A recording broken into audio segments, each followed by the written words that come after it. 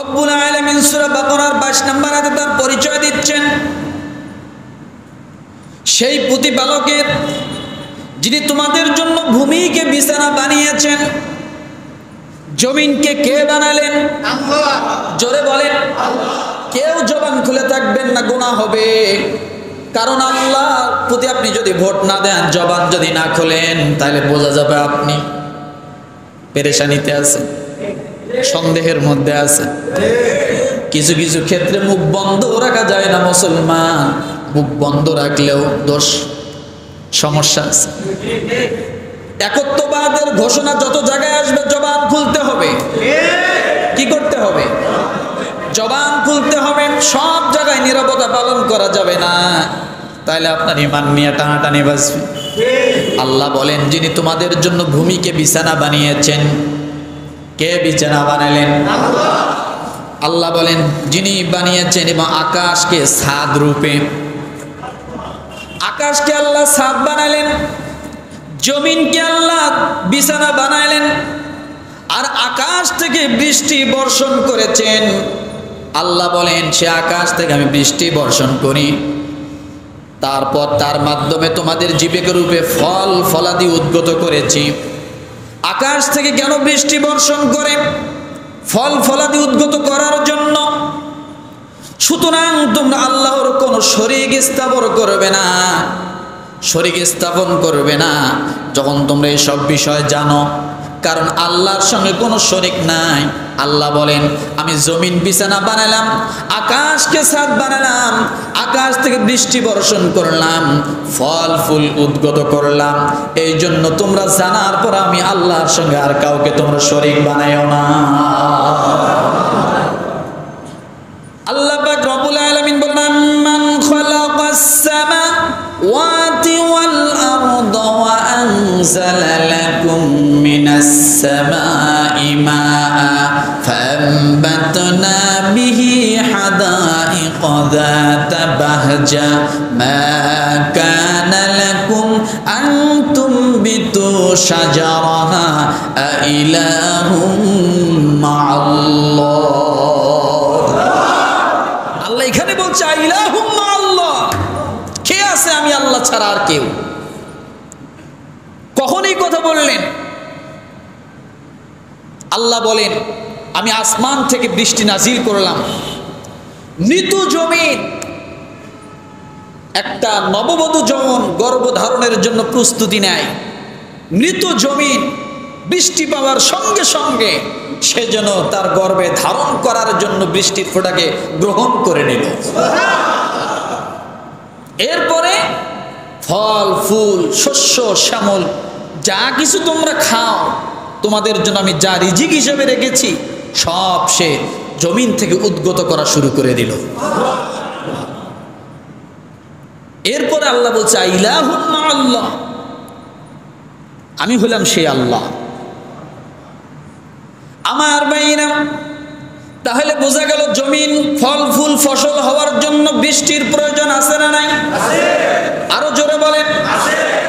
বৃষ্টির প্রয়োজন ছাড়া, বৃষ্টি ছাড়া জমিনে কিছুই হবে না, সব মরে যাবে। কি হবে বলেন? সব মরে যাবে। বৃষ্টির সঙ্গে আল্লাহ জমিনের সম্পর্ক করে দিয়েছেন। রব্বুল আলামিন সূরা আম্বিয়ার 30 নম্বর আয়াতে বলেন আওয়ালাম ইয়ারাল্লাযীনা কাফারু আন্নাস সামাওয়াতি ওয়াল আরদা কানাতা রাতকান ফাফাতাকনাহুমা ওয়াজআলনা মিনাল মাই কুল্লা শাইইন হাই আফালা ইউমিনুন। কোন সূরা? সূরা আম্বিয়া কত নম্বর আয়াত? 30 নম্বর আয়াত। আল্লাহ বলেন যারা কুফর অবলম্বন করেছে তারা কি জানে না আকাশমণ্ডলী পৃথিবী রুদ্ধ ছিল? কি ছিল? আকাশমণ্ডলী আর পৃথিবী কি ছিল? স্তব্ধ ছিল। কোনো দরজা খোলা ছিল না, সব বন্ধ ছিল, লক করা ছিল, গেট লক ছিল, সব স্থবির অবস্থায় ছিল। আল্লাহ বলেন সবকিছুকে আমি স্থগিত করে রাখছিলাম, তারপর আমি তা উন্মুক্ত করি, গেট খুলে দেই এবং পানি হতে প্রাণবান সব কিছু সৃষ্টি করি। পানি হতে সব কিছু সৃষ্টি করেন। কেন করলেন? মানুষের জন্য। কাদের জন্য? কাদের জন্য? মানুষের জন্য, প্রাণী জগতের জন্য। তাহলে বোঝা গেল আগে কি ছিল? বন্ধ ছিল। পরে আল্লাহ কি করলেন? সব খুলে দিলেন। যখন মানব সৃষ্টি করলেন, পশু পাখি যখন সৃষ্টি করলেন, সব খুলে দেওয়া হলো। এরপরে রব্বুল আলামিন বলেন, তবু কি তারা ঈমান আনবে না? আল্লাহকে বাদ দিয়ে যারা অন্যের পিছনে ঘরে আল্লাহকে ভুলে যায়, আল্লাহকে বাদ দিয়ে যখন মানুষকে মানুষ বড় মনে করে, ক্ষমতার দাপট দেখায়, আমরা সব কিছু হলাম, আমরা সব কিছু পারি। আল্লাহ বলে, তোমরা এত কিছু পারো, তাহলে এখন বৃষ্টি নাই, তোমরা বৃষ্টি আনো তো দেখি। আমরাই সব কিছু পারি। অনেক দাম্ভিকতার সাথে মানুষ অনেক গর্ব করে, আমি এই সেই অমুক তমুক, আমরা এটা করছি ওটা করছি, তাই না? আল্লাহ বলে বৃষ্টি আনো দেখি। রব্বুল আলামিন সূরা লুকমানে বলেন, হাযা খালকুল্লাহ ফাআরুনি মাযা খালাকাল্লাযীনা মিন দুনি। দুনিয়ার মানুষ, তোমার কি এমন ক্ষমতা আছে? ও দুনিয়ার মানুষ, তোমাকে যদি বলা হয় একটা মুসুরির ডাল বানাও, একটা মুসুরির ডাল তামাম পৃথিবীর সমস্ত বিজ্ঞান আর বৈজ্ঞানিকের মাথা যদি একত্রিত করা হয় আর সমস্ত মগজগুলো যদি একটা মাথার মধ্যে ঢুকিয়ে দেওয়া হয়, আর যদি বলা হয় একটা মুসুরির ডাল বানাও, একটা চাউল বানাও, আল্লাহ বলে দুনিয়া ধ্বংস হয়ে যাবে, মানুষ শেষ হয়ে যাবে। একটা মুসুরির ডাল বানার ক্ষমতা কারো নাই। নো, বানাতে পারবে না। কেন পারবে না? চায়নারা ডিম বানাচ্ছে না, চায়নারা চাউল বানাচ্ছে না, কথা ঠিক না? চায়নারা ডিম বানায়, কি দিয়ে বানায়? কথা বলে।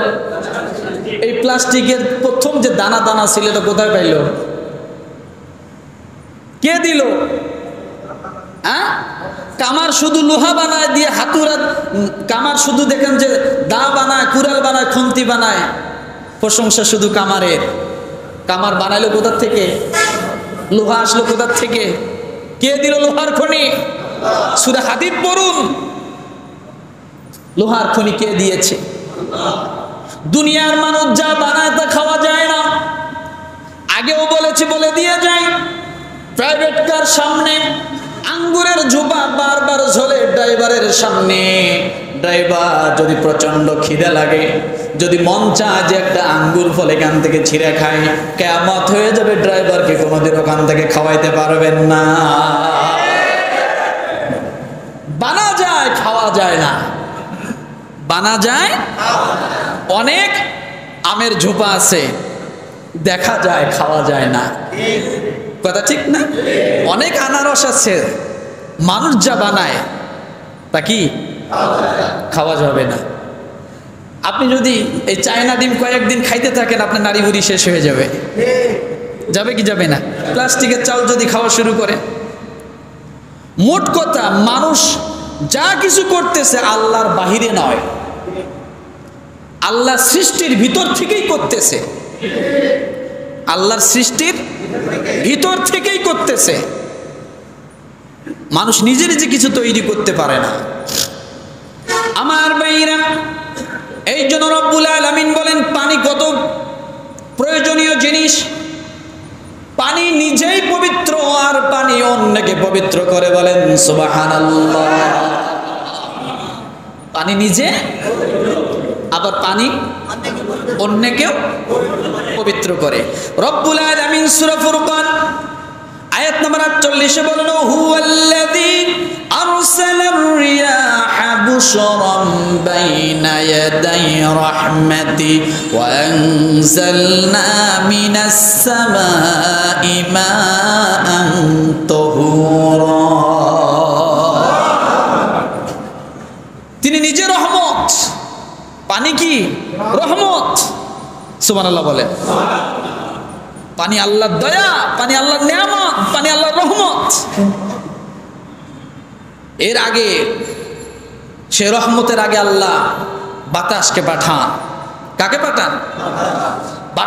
বাতাসকে পাঠান। বাতাসের কাজ কি? ও গোছালো সমস্ত মেঘগুলোকে পাকড়াও করে এক জায়গায় করে। মেঘ খালি দেখেন না দৌড়ায়, একবার এইদিকে দৌড়াচ্ছে, একবার এদিকে দৌড়াচ্ছে, বিভিন্ন দিকে মেঘ দৌড়ায়। বাতাসের কাম হলো যেদিকে বৃষ্টি হবে বাতাস মেঘকে ধাওয়া করে সেই দিকে নিয়ে যায়। আল্লাহ বলেন এই বাতাসকে আমি হুকুম করি মেঘকে ওই এলাকায় নিয়ে যাও। বাতাস তখন মানুষের রহমতের কারণ জন্য মেঘকে ধাওয়া করে মেঘকে নিয়ে বাতাসের মাধ্যমে সেই দিকে নিয়ে যায়। এরপরে বলেন আমি আকাশ থেকে তারপরে বর্ষণ, পবিত্র পানিকে বর্ষণ করি। পবিত্র পানি বর্ষণ করি। আমি এই রোজার কয়েকটা দিন আগে, মনে সপ্তাহখানেক আগে গোপালগঞ্জে মাহফিলে গিয়েছিলাম। আমাকে খাইতে দিছে পানি, তো আমাকে পানি খাইতে দিছে, আমি তো পানি খাচ্ছি, পানি একেবারে ফ্রেশ পানি। তা আমাকে বলছে হুজুর কিসের পানি খাইলেন?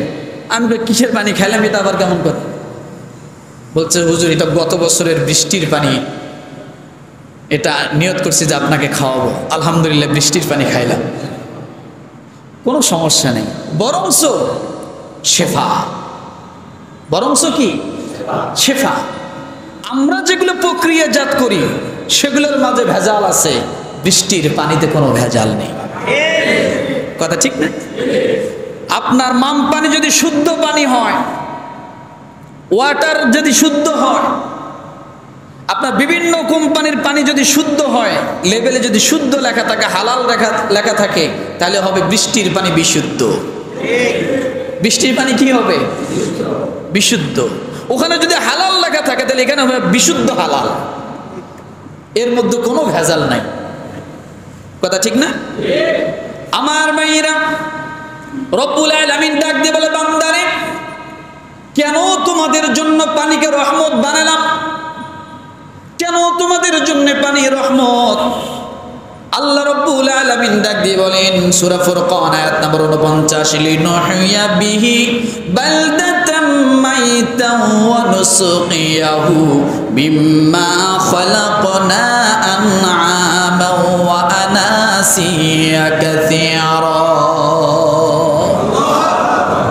আল্লাহ বলেন এই জন্যই তোমাদের জন্য রহমত, তা দ্বারা মৃত ভূমিকে আমি জীবিত করি এবং আমার সৃষ্টি বহু জীবজন্তু মানুষকে তা পান করানোর জন্য আমি এই ব্যবস্থা করে রেখেছি। তাহলে এই যে আমরা এতগুলো কথা শুনলাম বৃষ্টির বিষয়, তাহলে এখান থেকে একটা জিনিস বোঝা যায় যে বৃষ্টি আমাদের জীবনের সাথে, পানি আমাদের জীবনের সাথে একটা থেকে আর একটা আলাদা নয়। আপনারা তো অনেকেই বলেন পানির অপর নাম, একটা কথা আছে না, পানির অপর নাম, পানির অপর নাম জীবন। একটা কোম্পানি তার পানির বোতলের নামেই দিছে জীবন, পানির বোতলের নামই হলো জীবন। আমার ভাইরা, এই বৃষ্টি আমাদের মাঝে আজ নাই। কেন নাই? এটা আমাদের কামাই করা। কি করা বলেন? এটা আমাদের কামাই করা, এটা আমাদের কর্মের ফসল। এটা আমাদের কিসের ফসল? রব্বুল আলামিন আরো সুন্দর করে পানির পরিচয় দিচ্ছেন। আল্লাহ তাআলা বলেন সূরা আবাসার 24 নম্বর আয়াতে আল্লাহ বলেন ফালয়ানজুরিল ইনসানু ইলা তাআমি, অতঃপর মানুষ তার খাদ্যর প্রতি লক্ষ্য করুক। আল্লাহ বলেন মানুষ তার খাদ্যর প্রতি চিন্তা করুক। আল্লাহ বলেন মানুষ তার খাদ্যর প্রতি গবেষণা করুক। আল্লাহ বলেন মানুষ তার খাদ্যর প্রতি লক্ষ্য রাখুক। কি লক্ষ্য করবেন? আন্না সাবাবনাল মাআ সাব্বা, সূরা আবাসা 25 নম্বর আয়াত। আল্লাহ বলেন আমি উপর থেকে প্রচুর বৃষ্টি বর্ষণ করেছি। এরপর রব্বুল আলামিন বলেন সুম্মা শাকাকনাল আরদা শাক্কা, কেন করলাম জানো? তারপর ভূমিকে বিস্ময়করভাবে বিদীর্ণ করেছি। কি করেছি? ভূমিকে বিদীর্ণ করেছি। এই বিদীর্ণর অর্থটা কি বোঝেন ভালো করে? এই বৃষ্টির পরে বীজ জমিন বিদীর্ণ হওয়ার কথা হলো, আপনি লাউ গাছ লাগিয়েছেন, সিম গাছের বীজ লাগিয়েছেন, সিম গাছের মধ্যে যখন ওখান থেকে দুইটা কুশি দানা, একটা চারা যখন গজা, সেখানে দুইটা পাতা থাকে, ওই পাতা মাটির নিচ থেকে জমিনকে ভেদ করে যখন উপরের দিকে ওঠে, আল্লাহ এই জন্য বলেছেন আমি জমিনকে বিদীর্ণ করেছি। তাহলে বৃষ্টির মাধ্যমে এগুলো সব কিছু কি হয়? জীবিত হয়। আজকে সেই বৃষ্টি আমাদের মাঝে নাই, কথা ঠিক না? রব্বুল আলামিন ওই সূরায় আরো অনেকগুলো কথা বলেছেন। এরপরে রব্বুল আলামিন আবার আরেক জায়গায় বলেন ওয়াল আরদা মাদাদনাহা ওয়া আলকাইনা ফিহা রাওয়াসিয়া ওয়া আনবাতনা ফিহা মিন কুল্লি শাইইন মাওজুন। আল্লাহ বলেন আমি পৃথিবীকে বিস্তৃত করেছি এবং তাকে স্থির রাখার জন্য তাতে পাহাড় স্থাপিত করেছি। এবার আল্লাহ পাহাড়ের কথা বললেন, কিসের কথা? তাহলে জমিন একবার সমতল, হয়তো আমাদের চোখে আমরা কিছু সংখ্যক জায়গা দেখি উঁচু নিচু, কিন্তু আল্লাহ মূলত এটাকেও সমতল বলেছেন। এরপরে আল্লাহ কি বলেছেন? পাহাড়কে আমি পেরাক হিসাবে আমি এখানে ব্যবহার করেছি। কি হিসেবে? আর আজকে সেই পাহাড় নির্মূল চলছে, পাহাড় ধ্বংস চলছে, কথা ঠিক না? রব্বুল আলামিন বলেন এরপরে জমিনকে স্থির রাখার পরে আমি আল্লাহ তাআলা ফল ফুল সব কিছু উদ্গত করার জন্য আমি আল্লাহ ভূমিকে ব্যবস্থা করে দিয়েছি। এ জমিন যদি না থাকতো আমাদের রিজিকের অবস্থাটা কি হতো? কথা ঠিক না? রব্বুল আলামিন সেই কথা বলেন ওয়াজআলনা লাকুম ফিহা মাআইশ ওয়া মান লাস্তুম লাহু বিরাসিকিন। এই জন্য আমি এগুলো করেছি, তাতে জীবিকার উপকরণ সৃষ্টি করেছি তোমাদের জন্য এবং তোমাদের সেই সকল মাখলুকের জন্য যাদের রিজিক তোমরা দাও না, কিন্তু আমি আল্লাহ তাদেরকে দেই। যাদের রিজিক তোমরা দাও না, আমি আল্লাহ দেই। তাহলে তোমাদের সহ সকলের জন্য আমি আল্লাহ সে ব্যবস্থা করে দিয়েছি। আল্লাহু আকবার। কারণ কি জানেন? মানুষ যে জিনিসগুলোর দায়িত্ব নেয় ওই জিনিসগুলো বেশি অভাবী হয়। মানুষ যে জিনিসগুলোর দায়িত্ব নেয়, যেগুলোর দায়িত্ব থাকার কথা আল্লাহ, কিন্তু মানুষ জোর করে হস্তগত করে, ওইগুলোর সমস্যা বেশি হয়। হাতি যতদিন তার নিজ গতিতে আল্লাহর হুকুমের ভিতরে বাউন্ডারির মধ্যে যতদিন থাকবে সে অনাহারে মরবে না। কিন্তু হাতি যখন মানুষের কাছে চলে আসবে আর মানুষ যখন হাতির দায়িত্ব নেবে, তখন হাতির কাজ হলো ভিক্ষা করে বেড়া। কি করে বেড়ায়? ভিক্ষা করে বেড়ায়। যে পশুগুলোর দায়িত্ব মানুষ নেবে সেগুলোতে সমস্যা হবে, আর যেগুলোর দায়িত্ব আল্লাহ নিয়েছে কোনো সমস্যা নেই। বোঝার জন্য বলছি, আমরা গরু লালন পালন করি, গরু বাছুর দেয়, দেয় না? গরুর জন্য ডাক্তার আছে না নেই? আছে না? গরু যখন ডেলিভারি করে আমরা ডাক্তারকে কাছে রাখতে হয়। এমনও সময় হয় টেনে হিসড়ে বাড়ি করতে হয়, কথা ঠিক না? এরকম আপনার বাড়িতে আরো কিছু পশু থাকলে আপনি খেয়াল করেন, সেখানে মানুষের প্রয়োজন হয়, তখন প্রাণীগুলো অসহায়ত্ব বরণ করে। একই গরু যখন তার নিজ এলাকায় আল্লাহর সীমানার ভিতরে থাকবে, কত গরু একের পর এক ডেলিভারি হচ্ছে, কত হরিণ একের পর এক ডেলিভারি হচ্ছে, কত বাঘ একের পর এক ডেলিভারি দিচ্ছে, মানুষের হাত লাগছে? কথা বলেন, মানুষের হাত লাগছে? ডাক্তার লাগছে? নো, লাগে নাই। কিন্তু একটা বাঘের ডাক্তার কখন লাগতেছে? যখন মানুষ তাকে লালন পালন করা শুরু করছে। চিড়িয়াখানায় তাকান, কয়েকদিন আগে আমি একটা রিপোর্টে দেখলাম যে গরুর গোশতের পরিবর্তে চিড়িয়াখানায় এখন বাঘকে দেওয়া হচ্ছে মুরগির গোশত। কিসের গোশত?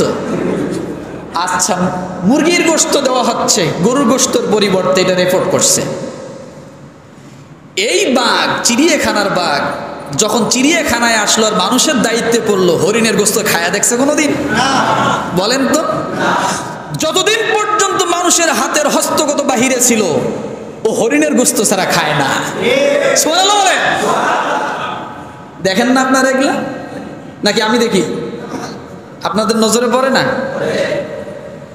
সে হরিণের গোশতকে, এত দামি গোশত সে খাচ্ছে, দামি দামি পশুগুলো সে খাচ্ছে। আর মানুষের হাতে যখন পড়েছে, এখন গরুর গোশত ভাগ্যে জোটে না, রিপোর্ট করছে মুরগির গোশত, ব্রয়লার। কথা ঠিক না? আমার ভাইয়ের, এই জন্য আমরা কখনো আল্লাহর যেখানে যে স্থির যে জিনিসটাকে রাখছে সেটাকে সেখানে ধরে রাখার চেষ্টা করা, নিজে কখনো মাতবরি করে সেখানে ফাসাদ সৃষ্টি করব না। কি সৃষ্টি করব না? সেখানে ফাসাদ সৃষ্টি করব না। আমার ভাইরা, আজকে কেন এই অবস্থা ভালো করে শোনেন। আজকে আমাদের পরিবেশ এই অবস্থা কেন, এত কঠিন পরিস্থিতি কেন যাচ্ছে, এটা আমরা নিজেরাই নিজেদের জন্য দায়ী। কথা ঠিক কিনা? রব্বুল আলামিন সে কথা বলেন, যাহারাল ফাসাদু ফিল বাররি ওয়াল বাহরি বিমা কাসাবাত আইদিন নাস। দুনিয়ার মানুষ আজকে জমিনের মধ্যে যত ফাসাদ হচ্ছে, যত ঝামেলা হচ্ছে, সমস্ত অশান্তি, এগুলোর সব মূলের কারণ হলো আমাদের দু হাতের কামাই। কিসের কামাই? কিসের কামাই? মানুষ নিজ হাতে যা কামায়, তার ফলে স্থলে ও জলে অশান্তি ছড়িয়ে পড়ে, আযাব গজব ছড়িয়ে পড়ে। আল্লাহ তাদেরকে তাদের কৃতকর্মের স্বাদ গ্রহণ করাবে বলে হয়তো এ ফলে তারা ফিরে আসবে। আল্লাহ এগুলো দেখাচ্ছে, এগুলো আমাদের জন্য ফিরে যাওয়ার জন্য একটা মাধ্যম। তোমরা আল্লাহর দিকে ফেরো, যদি না ফেরো, আসমান থেকে যদি বৃষ্টি না হয়, তোমরা কেউ বাঁচবে না। অনাহারে, দুর্ভিক্ষে, অনাবৃষ্টিতে তোমরা সব মরে যাবে, সব মরে যাবে।